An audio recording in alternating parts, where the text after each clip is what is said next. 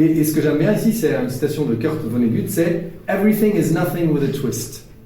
Et en fait, c'est un jeu de mots parce qu'en anglais, with a twist, c'est avec comme une espèce de un rebondissement narratif, quoi, quelque part.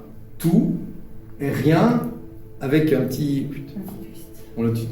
Sauf que, évidemment, ça ne va pas... Ce phénomène-là ne va pas se dérouler en un seul point, il va se dérouler en tous les points et il va se dérouler infiniment vite. Et donc, en fait, ce qui est intéressant, c'est que ce que vous arrivez... Enfin, là où vous en arrivez, c'est que vous avez tout et rien qui coexistent simultanément partout en tout point. Ok ?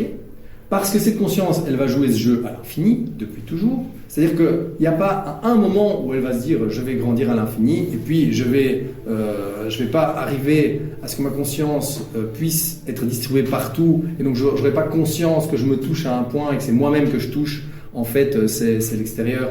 Et de jouer à ce jeu de j'existe ou j'existe pas. Ça va se dérouler partout, tout le temps et infiniment vite. Ok ? Et ce qui est intéressant, c'est que la conscience va faire les deux choix simultanément. Elle va dire à la fois j'existe et à la fois j'existe pas. Et donc ça va faire quoi ? C'est comme si vous avez un cercle qui représente le rien, où il n'y a rien. Et puis vous avez un autre cercle qui, en fait, vous voyez les deux vibrations là. Dites-vous que c'est comme représenter le fait d'exister un peu plus ou un peu moins.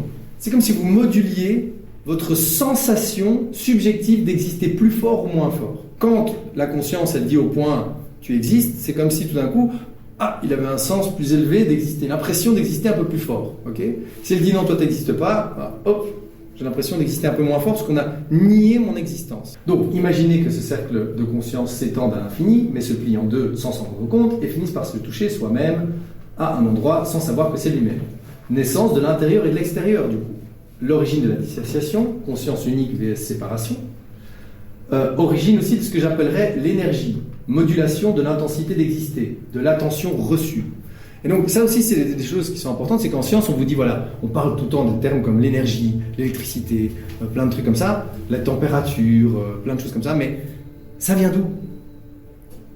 À la racine c'est quoi l'énergie ? Comment est-ce que vous pouvez justifier qu'il y ait de l'énergie ou... Vous voyez, c'est compliqué. En fait, si tout n'est que de différenciation d'intensité d'existence, d'exister un peu plus fort ou moins fort, et que ça, après, ça peut se traduire par plein de relations différentes et subtiles, alors vous avez une fondation ontologique à l'énergie et à toutes ces choses-là. D'accord ? Qui sont basées sur juste la conscience, juste l'existence. Il ne faut pas plus que ça. Donc, au moins d'ingrédients vous avez à expliquer, au plus, en fait, votre théorie est peut-être vaste.